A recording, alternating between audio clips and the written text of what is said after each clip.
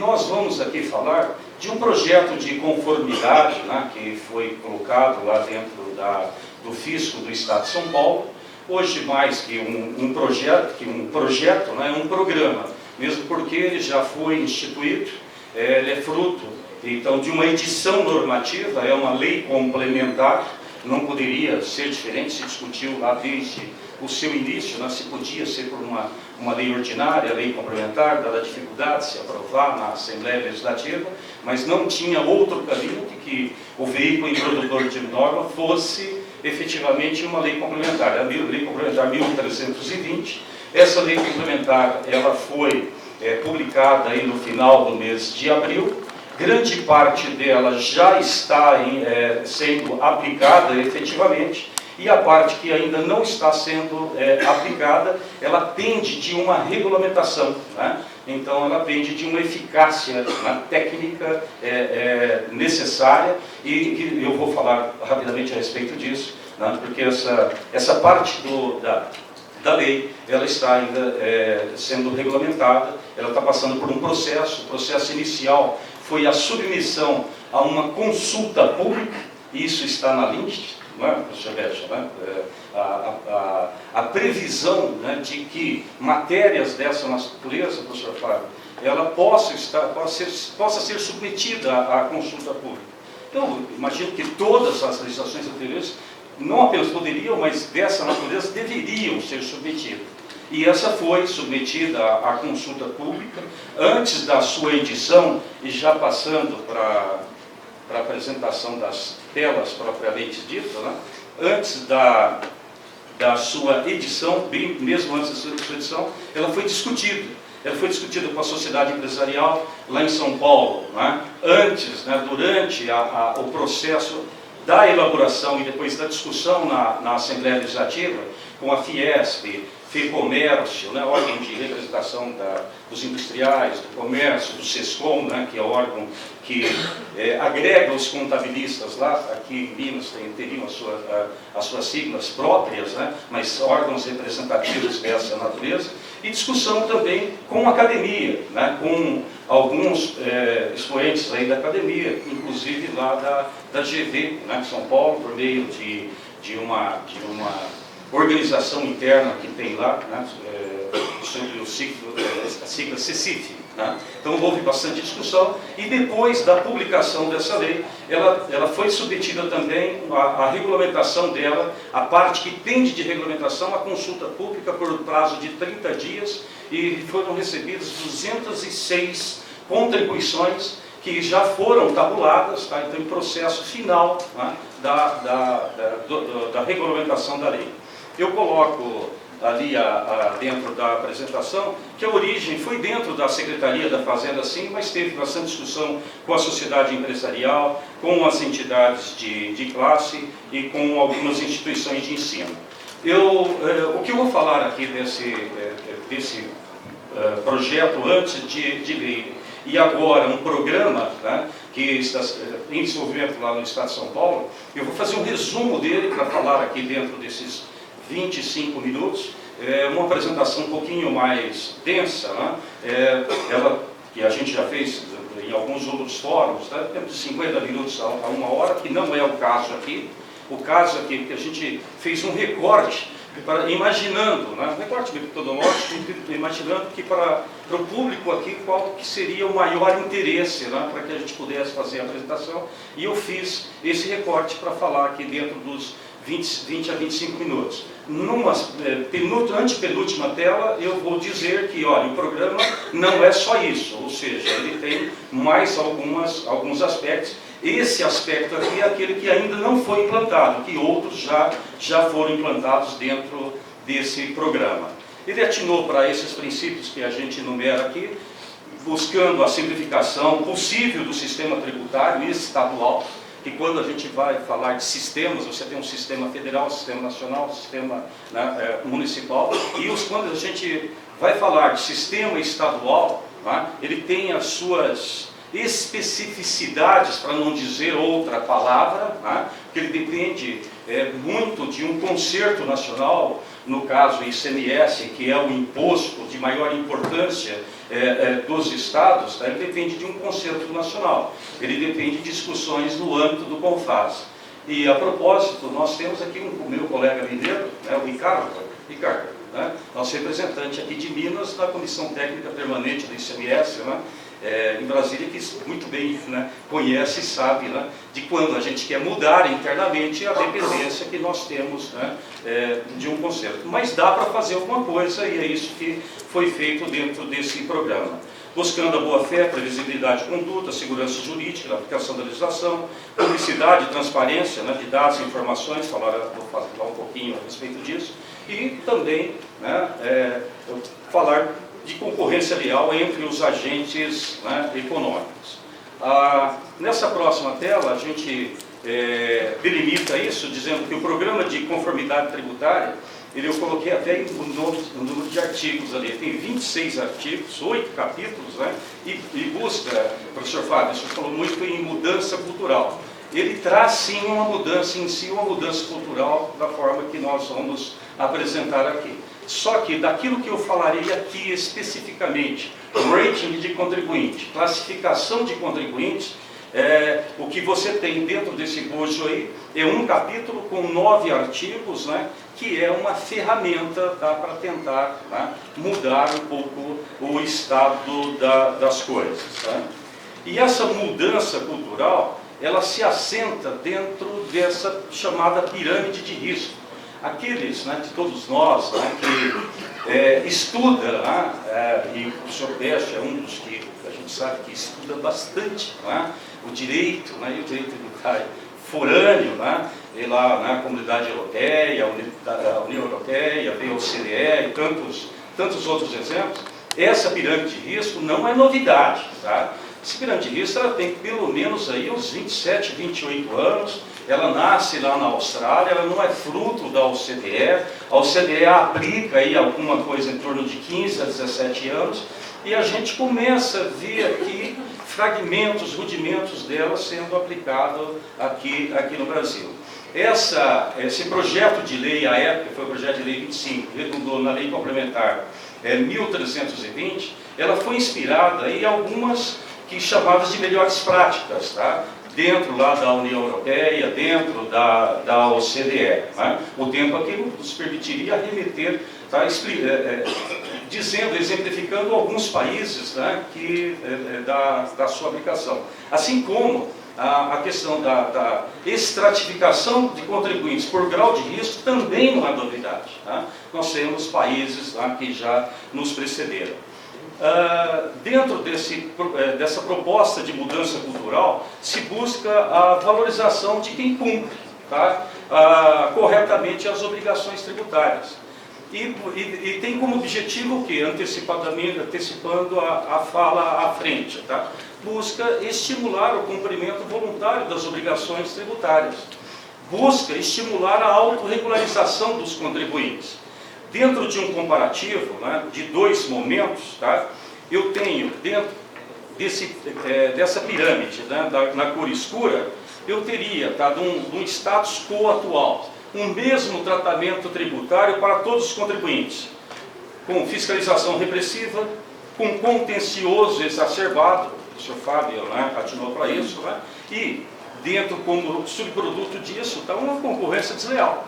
Se eu tenho aquele contribuinte, tá, que não cumpre as suas obrigações, especialmente no tocante ao pagamento de impostos com sonegação, tá, e aquele que cumpre regiamente, eu tenho aí disputando no mercado global, local, regional, ou de qualquer sorte, tá, aqueles que estão em diferentes condições de competitividade. Tá? E naquele gráfico, tá, já colorido, tá, buscar o quê? O tratamento de acordo com uma classificação de contribuintes. Como eu disse aos senhores, eu estou aqui a falar do quê? De uma parte desse programa, tá, que é a classificação de contribuintes, que a gente vai detalhar rapidamente aí, na sua sequência. Tá? Que se volta para quê? Para a orientação, para a autorregularização, buscando o quê? É uma política de gestão de resultados, tá? E uma isonomia entre os agentes econômicos. Tá? E aí vai. Na sequência, essa classificação de risco, essa pirâmide de risco, muito conhecida, né, aí pelos senhores, tá? Acho que a gente vê muito na literatura forânea.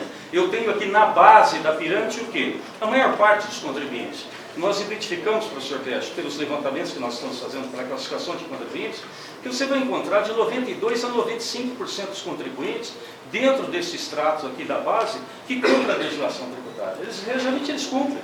Você tem que simplificar, né? Quer dizer, dentro dessa proposta aqui de mudança cultural, simplificar a vida dele. Subindo ali, ele tenta cumprir, já é um número menor de contribuintes, ele tenta cumprir. Olha, vão instruir e auxiliar para que ele cumpra a legislação. Olha, ele não cumpre. Se ele não cumpre, adote as medidas punitivas. Agora, se ele está decidido a não cumprir, com aquela recalcitrância, aí você tem esse extrato de contribuintes que são danosos aí para a concorrência, dita concorrência leal, tá? Com isso você tem que aplicar os rigores da legislação. Mas aí dentro da proposta dessa alteração cultural, você mudar o enfoque do tratamento cultural entre esses estratos de contribuinte, tá? Quais os critérios? Perdão, os critérios para a classificação. São 3 critérios, um conjunto que traz o seguinte. Primeiro critério para ter a classificação, a adimplência. Ele cumpre as obrigações tributárias vencidas, tá? Isso aí vai ser o quê? É uma medida objetiva, ele cumpre ou não, né? Eu vejo se ele está cumprindo dentro do prazo. Conforme ele cumpre, ele vai partir para uma escala A+. Ele não cumpre, ele vai ali até uma escala D e E, né? Eu tenho uma escala de A+, A, B, C, D e E para a escala desses contribuintes. Ele tem uma aderência entre as declarações e documentos fiscais. A minha última fala em tela vai ser de um exemplo de uma operação que aconteceu em São Paulo na semana passada, né? Que trata exatamente disso. É a aderência daquilo que ele declara, tá? Para o fisco e daquilo que o fisco tem de informações a respeito dele, né? Ali nas suas bases eletrônicas. Tá? E o terceiro, esse é mais sensível, é o perfil dos fornecedores. Então você vai classificar o contribuinte de acordo com o perfil dos fornecedores. A primeira pessoa que fez uma abordagem crítica a respeito disso, quando essa discussão começou, depois ele mudou o posicionamento dele, pelo menos em parte, no segundo artigo, que foi o professor Igor. O professor Igor Moller, né, ele fez um artigo crítico, foi no Valor Econômico a respeito disso. Tá? Bom, para que a gente vá mais objetivamente, né, aqui nós temos então o que nós dissemos. O conjunto do contribuinte de A+, A, B, C, D e E, né? Estaria aqui no A+, tá? O contribuinte ele pode se opor à divulgação da sua classificação, porque tudo isso deverá ser publicado. Quando você tiver regulamentado, se espera que agora para o dia 15 de outubro nós já temos um marco, tá? Que vai ser feito o primeiro extrato do rating de contribuintes. Não vai ser dado uma divulgação plena ainda, vai ser divulgado só para os contribuintes, tá? Porque você está ainda numa fase de teste. Dia 15 de outubro se prevê que vai ter a primeira divulgação desse rating, tá? Ele vai dentro dessa legislação, não é? De conformidade tributária, Lei Complementar Tributária 3.320, está prevista ali a forma do contribuinte se opor, tá, à divulgação, inclusive da classificação. Ele pode, inclusive, requerer que se justifique uma correção de eventual erro material nessa classificação dele. O contribuinte ele será informado previamente da sua classificação. Olha, essa é a sua classificação e o motivo da sua classificação é essa, tá? E a classificação ficará disponível para consulta pública. Então a previsão é que depois de feito todos os testes, tá, isso haja, né, uma publicação para consulta pública do rating dos contribuintes. Tá? Avançando, né, não há se falar de você fazer tudo isso, tá, e não colocar efetivamente o que você pretende, né, fazer com essa classificação aí dos contribuintes. O objetivo, como nós dissemos, tá, é o estímulo à autorregularização. O estímulo é o cumprimento voluntário das obrigações acessórias. Aqueles contribuintes que efetivamente estiverem classificados no A+, e no A, ele vai ter aí uma série de prerrogativas em relação aos demais, tá? E dentro de uma ordem aí para o B, o C e assim sucessivamente. E a gente traz alguns exemplos de estímulos, né? Eu não vou, estou aqui há 6 minutos da finalização da nossa fala, então não daria para a gente exemplificar, detalhar um por um, mas eu vou citá-los, né? E todos os senhores, né, militantes aí do direito tributário, sabem de tanto que esses temas afligem o nosso dia a dia, tá? Para os contribuintes que tiverem, né, uma melhor classificação, eles terão, tá, um tratamento diferenciado por ressarcimento da substituição tributária pago antecipadamente, que hoje ele tem que fazer um pedido do ressarcimento. Isso daí é submetido, né, Ricardo, aqui em Minas não deve ser diferente, a uma auditoria.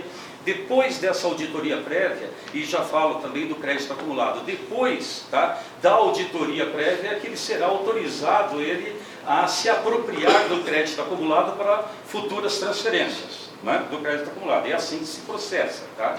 Com essa medida, se pretende se estabelecer lá em São Paulo um fast track para esse grupo de contribuintes, e eu digo que a grande massa dos contribuintes, tá, ele vai ter um fast track, ele vai se creditar, né, apropriar do crédito antecipadamente, depois que será feita a auditoria. Né? Então isso ocorrerá para o ressarcimento de ST e para a liberação do crédito acumulado. Mas dentro do crédito acumulado também estabelecer algumas hipóteses, tá, para a monetização desse crédito acumulado, ou seja, para facilitar a vida desse conjunto de contribuintes para a liberação do crédito para empresas dependentes e também as interdependentes. Né? Estou falando aqui num linguajar mais voltado para o advogado tributarista ali da prática, tá? que vive esse problema no dia a dia. Tá? E crédito do ICMS, tá? é disponível para ele, é capital de giro para ele. Tá? Então, se dentro dessa classificação ele tendo esse tratamento aqui diferenciado mediante o seu rating, tá? Facilita em muito a vida dele. Tá? Mas aí também se prevê o quê? Compensação de contragráfica do ICMS de ST, porque de importação, ICMS importação, você tem que pagar o ICMS importação e depois, tá, você vai fazer a compensação disso lá na frente. Tá? Então, dentro desse projeto, desse programa aqui, você tem a possibilidade, tá, de que haja compensação já na conta gráfica. Você recolhe e compensa na conta gráfica, tá, o ICMS, né, tanto de origem de outras unidades da federação como está aí, como oriundo do ICMS importação. Eu já falei de transferência de crédito acumulado para empresas não interdependentes, o velho problema de regimes especiais, todos os estados têm, São Paulo não é diferente, e as grandes dificuldades que as empresas têm para a renovação desses regimes especiais. Então se prevê que para esse grupo de empresas você tem aí uma renovação automática, se for o caso, de diligências a posteriori. E a gente coloca aqui, observando-se procedimentos simplificados, formas e condições que serão estabelecidas no regulamento para ajudar, né, o contribuinte a cumprir as suas obrigações de forma mais simples, tá? Reduzindo o custo de conformidade, reduzindo, né, contencioso. 3 minutos, né? Só uma colocação bem rápida mesmo. Essa legislação ela já vem numa sequência de outra lá em São Paulo, que foi uma luta interna dentro da Secretaria da Fazenda para conceber uma legislação, professor Renato, que colocasse limite, tá, para multas, tá, de obrigação acessória, tá, limitando ao máximo do faturamento, 1% do faturamento da empresa do ano anterior. Por quê? Porque você tinha autos de infração que dava várias vezes o patrimônio líquido da empresa. Tá? Dentro dessa mesma lei anterior, tá, foi criado o Instituto, inspirado, tudo isso está acontecendo no Brasil, da confissão premiada. Né? O contribuinte que, olha, ele está lá diante daquela situação, né? Ele foi apanhado, foi autuado, se ele não tem antecedentes naquele sentido, ele tem o estímulo que foi criado para ele, uma cenourinha à frente, né, colocado para ele o seguinte, olha, se você quiser, tá, resolver o contencioso e reconhecer, você parte com uma redução da multa em 50%. Aí você dá mais 70% se ele pagar em 15 dias, tá? Essa multa que era de R$1 milhão, ela cai aí para 150 mil. Para correção de passivo, a empresa que quer corrigir passivo, ela tem aí uma oportunidade. Nós temos levantamentos que indicam que reduziu muito, tá, a litigiosidade dentro do TIT, Tribunal de Impostos e Taxas de São Paulo, tá, mas reduzido em muito, já temos resultados disso, tá, com essas práticas. Claro que essa lei anterior ela teve muito mais aplicações que essa, mas só dizendo que é uma busca da redução da litigiosidade. E por quê? Porque o Estado também não tem recurso para fiscalizar. Quando eu entrei no Estado, não vou dizer os anos, mas já dá para contar em lustros ou em décadas, né? São Paulo tinha 5 mil fiscais, hoje ele tem menos de 3 mil fiscais. O número de contribuintes aumentou demais, só contribuintes do Simples são mais de 2 milhões de contribuintes. Como que se fiscaliza tudo? Você tem hoje a ferramenta da tecnologia de informações, você tem uma série de recursos que você pode melhorar a eficiência. Bom, e aí sim, indo para as telas finais, com respeito à contrapartida, buscar o incentivo e a valorização do histórico do contribuinte. Tá? Essa tela aí diz o seguinte, e se ele cometer uma infração, tá? Quando que ele pode voltar para um melhor rating ou não? Né? Então a lei prevê isso. E aí eu estou, só para a gente ir para o final, a próxima tela cria, tá, aí uma legislação sobre devedores contumazes. Sempre foi um problema lá dentro de São Paulo impor regimes especiais para devedores contumazes. Tá? Você não tinha uma lei bem objetiva que medisse o que é efetivamente o devedor contumaz e aquele extrato que está lá no pico da pirâmide, aquele que não quer cumprir a legislação. Tá? Aí está previsto para esse grupo de contribuintes imposições de regimes especiais de ofício. São aquelas sanções políticas, né? Com obrigatoriedade de fornecer informação periódica, alteração no regime de operação, necessidade de autorização prévia individual para a emissão de documentos fiscais. Por quê? Quando a gente fala em sanções políticas, o judiciário tende a não prestigiar. Não tem que prestigiar mesmo. Mas agora, se você cria, vamos dizer assim, informações objetivas, sabe, que diga quem é o devedor contumaz, e na lei está previsto, tá? Quem é o devedor contumaz, ele tem que estar mais de 6 meses de atraso, quantas vezes o patrimônio líquido dele, por aí afora. Está bem objetivamente dizendo o que é, tá? E o que ele está fazendo em termos de recalcitrância. E aí o judiciário vai olhar também sobre esse aspecto e essa acepção, né? E não genericamente.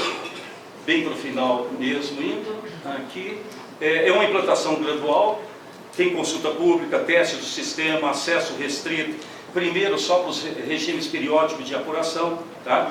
Agora, entre outubro e dezembro, para a aplicação dessa parte final desse programa, né? E buscando melhorias aí, né?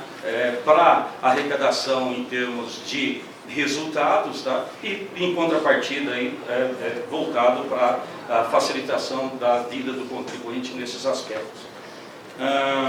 Essa é a penúltima tela, ou melhor, antepenúltima. Como funciona o programa? Tá? Rapidamente, né? Isso que eu falei só da classificação de contribuintes, mas o programa ele busca facilitar e incentivar a autorregularização e a conformidade, reduzir custos de conformidade, aperfeiçoar a comunicação da Secretaria da Fazenda, simplificação da legislação tributária. Nós já temos editados muitas normativas lá, em séries de portarias, resoluções, decisões normativas já inspiradas nesse projeto de conformidade. Penúltima tela agora sim, né? Alguns resultados já, né? Em torno de quase 2.000 contribuintes, tá? Que já se contactados para autorregularização e com sucessos, né?